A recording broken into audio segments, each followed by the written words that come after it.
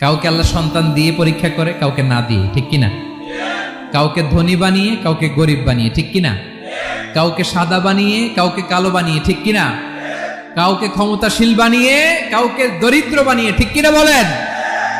সবটাই পরীক্ষা, যে যে অবস্থায় আছে এটা পরীক্ষা।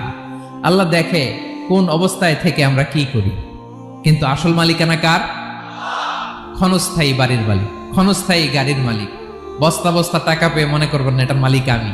আজ আছি কাল, আজ মরলে কালকে। আহা, এই তো দুনিয়া।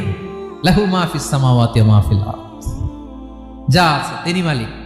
এজন্য আমার আমার কম বলবেন। আমার আমার সব আমার, সব আমি খামো, এরকম আছে না নাই? বলা যাবে না। আমরা আসল মালিক না। এই কিছুদিনের জন্য আছি মুসাফিরি জিন্দিগি, সফরময় জিন্দিগি। আজ আছি কাল নাই, চলে যাব। থাকতে আসি নাই, তাই না?